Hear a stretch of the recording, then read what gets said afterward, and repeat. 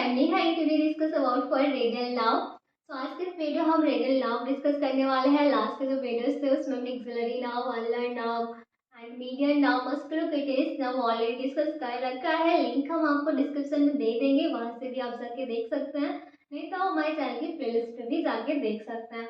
तो जो नाव होती है रेडियल नाव है, ये थिकनेस नाव होती है हमारे अपर लिम्ब की, और ये हमारे बैक ऑफ फोर आर्म की मसल्स को सप्लाई देते हैं, फ्रंट ऑफ फोर आर्म की मसल्स को भी सप्लाई देती है।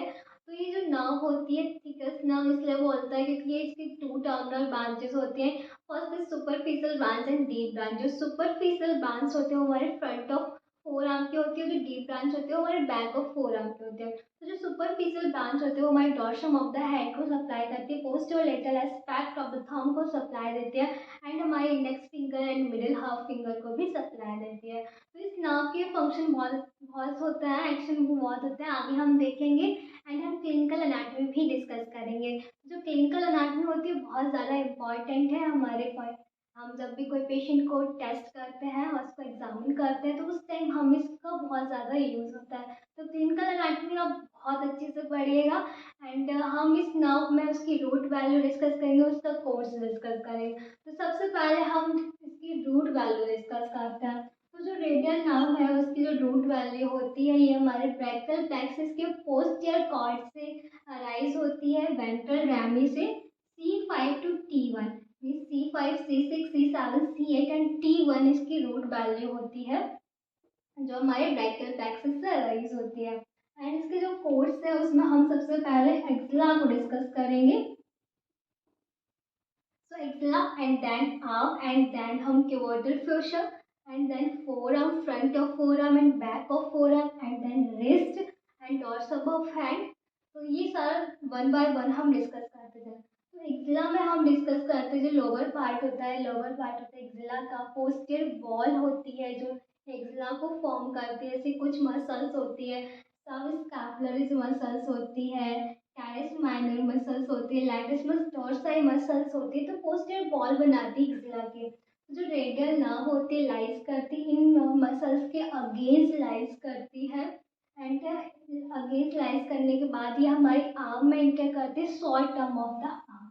तो आप यहाँ देख सकते हैं ये नर्व यहाँ से एक्सिला से राइज हो रही है एंड एक्सिला के पोस्टीरियर वॉल से आ रही है। उसके बाद यहाँ कुछ नर्व होते हैं, posterior cutaneous nerve and lower lateral cutaneous nerve and cutaneous lateral cutaneous nerve. तो ये नर्व भी इससे अराइज होती है मीडियन नर्व से ही।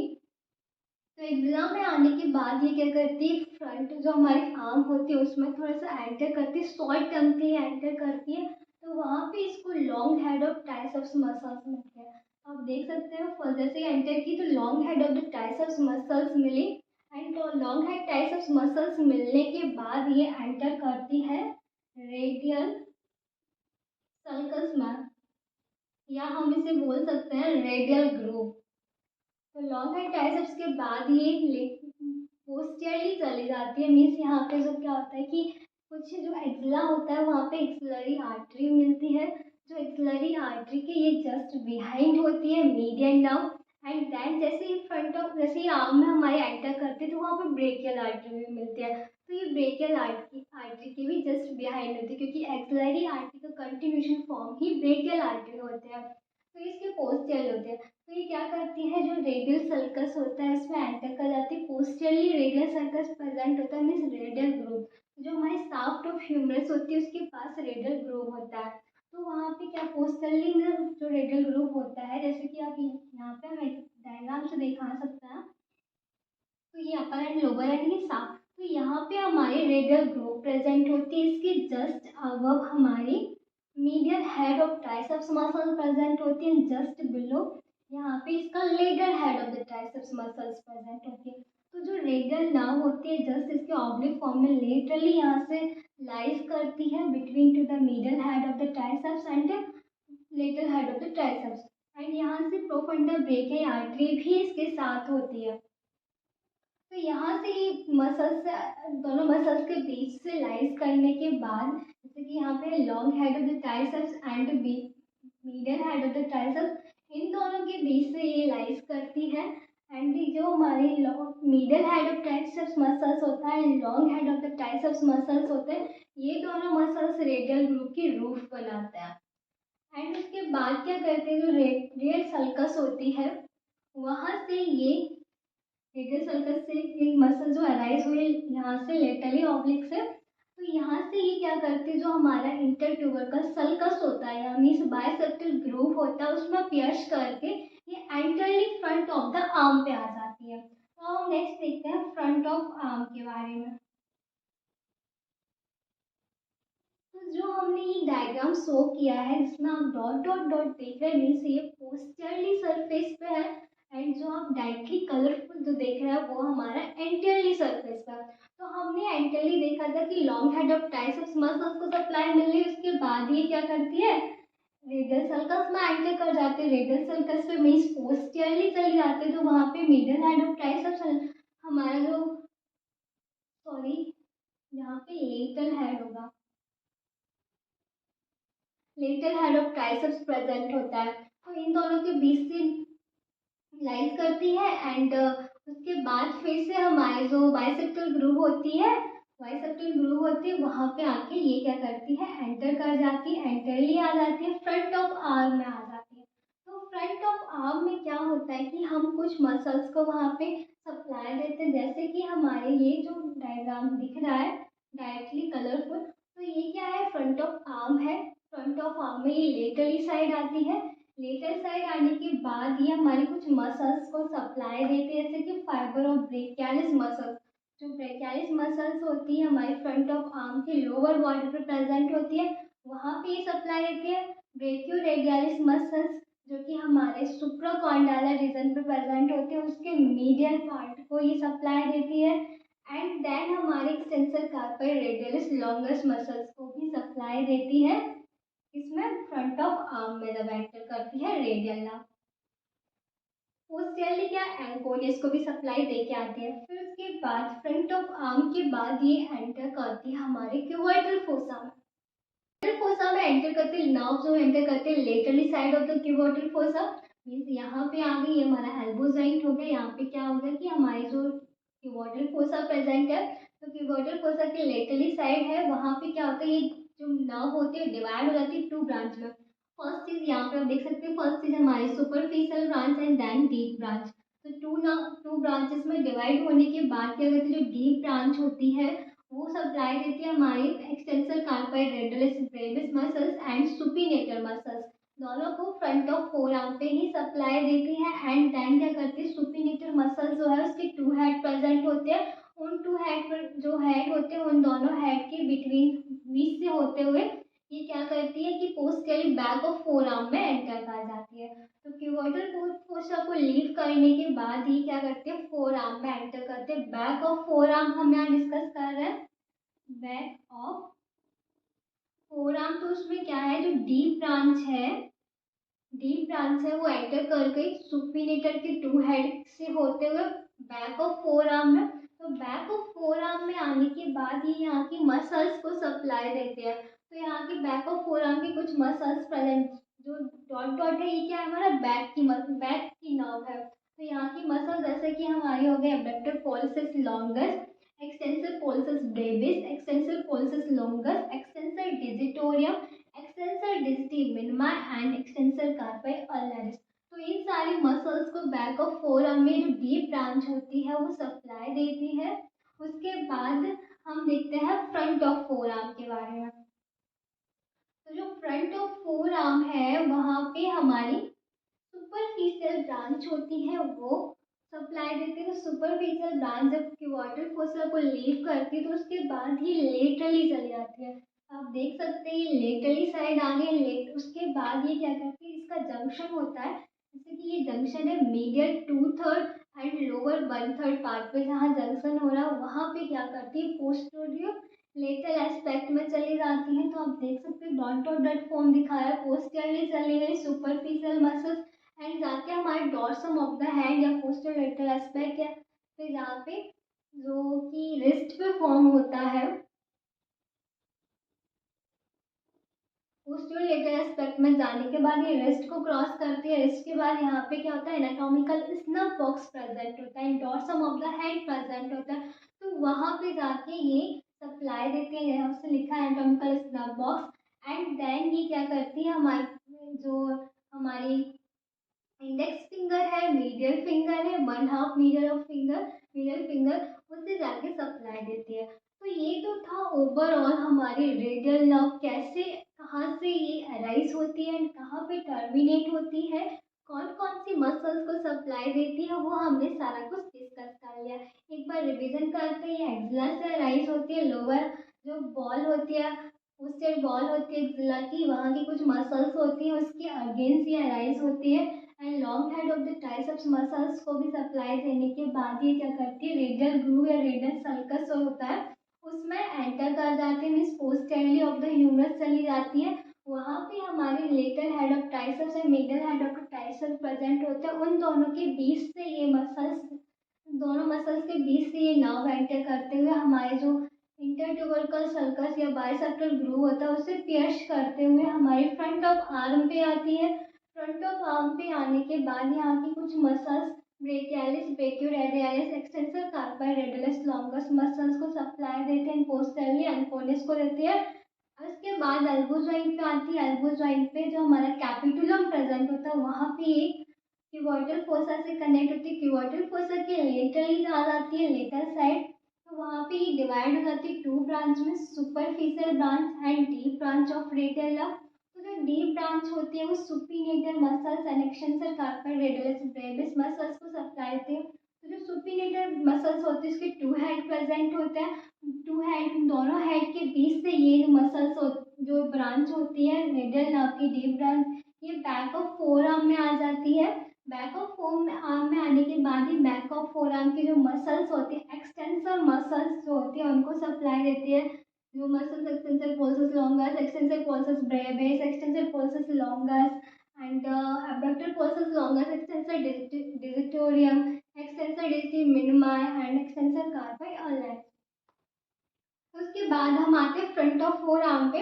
तो फ्रंट ऑफ फोर आर्म में क्या होता है, जैसे ही क्यूबोइडल फोसा को सुपरफिशियल ब्रांच लीव करते थे वो पोस्टीरियर लेटरल एस्पेक्ट में चले जाती है, वो भी medial two third and lower one one half पे। एंड उसके बाद wrist joint and dorsum of hand हम देखते हैं। तो रिस्ट जॉइंट पे क्या होते हैं, ये पोस्टरली एनाटॉमिकल स्नब या postal lateral aspect of the thumb पे सप्लाई देती है एंड हमारी इंडेक्स फिंगर और मिडिल हाफ फिंगर को सप्लाई देते हैं। तो ये ओवरऑल है हमारे रेडियल नर्व के बारे में।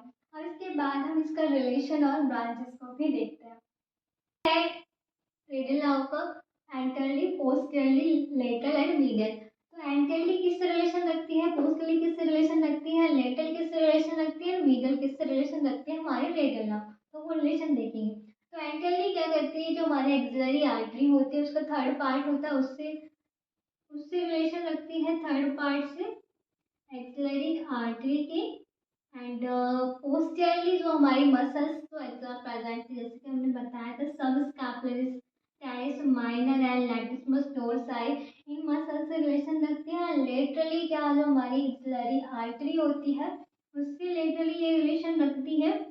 एंड देन हम देखते हैं मीडियली। तो मीडियली इससे रिलेशन, जो एक्सिलरी वेन होती है उससे ये रिलेशन रखती है। तो ये तो हो गया हमारे जो रेडियल नर्व है उसका रिलेशन कौन कौन से एंटरली, पोस्टीरियर, लेटरल, मीडियल एस्पेक्ट में किस किस से रिलेशन रखते हैं वो देख लिया। नेक्स्ट हम देखते हैं ब्रांच के बारे में। Now discussing of the branch of the radial nerve. So there are four types of branch: muscular branch, cutaneous branch and then muscular branch and articular branch. तो मस्कुलर ब्रांच जैसे कि आप जानते हैं जितनी सारी मसल्स होती है उनको सप्लाई देती है वो मस्कुलर ब्रांच होती है। जैसे कि हमारी जिला की जो मसल्स को सप्लाई दे रही थी मस्कुलर ब्रांच की, long head of the triceps and the middle head of the triceps. And हमारी जो रेडियल सर्कस थी वहाँ पे जो मसल्स को सप्लाई दे रही थी lateral head of the triceps and middle head of the triceps muscles. And then हमारे जो फ्रंट ऑफ आर्म थी वहाँ पे कुछ मसल्स सप्लाई दे रही थी, brachialis, brachioradialis, extensor carpi radialis muscles। And then हम देखते हैं कि जो हमारी पिवोटल फोसा था वहाँ पे कुछ मसल सप्लाई दी थी, extensor carpal radius brevis and supinator.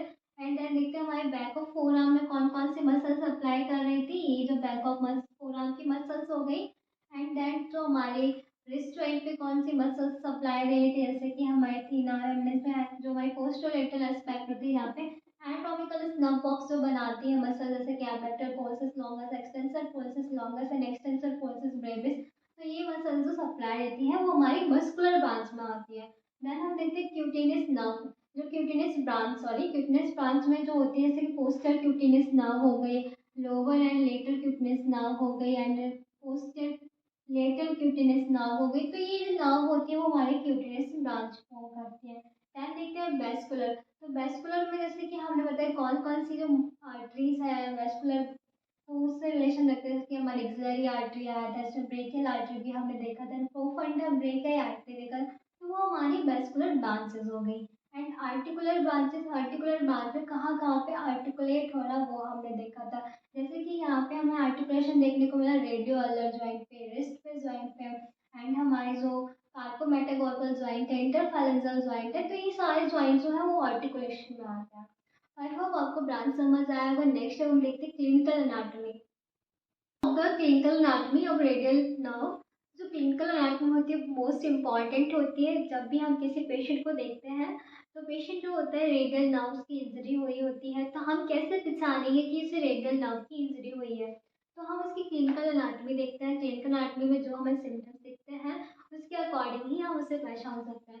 तो फर्स्ट है no extension of elbow, means जो हमारी एल्बो जॉइंट होता है उसको हम एक्सटेंशन नहीं कर पाते। तो एल्बो जॉइंट जो होता है फ्लेक्सर में बना रहता है, हम उसे एक्सटेंड नहीं कर पाते, मीन्स इस टाइप का हो जाता है। तो हमें एक्सटेंड करना, तो जो एक्सटेंशन होता है वो हमारी रेडियल नर्व करती है, बट हमारा जो जो रिस्ट जॉइंट है वो फ्लेक्सर में हो जाता है।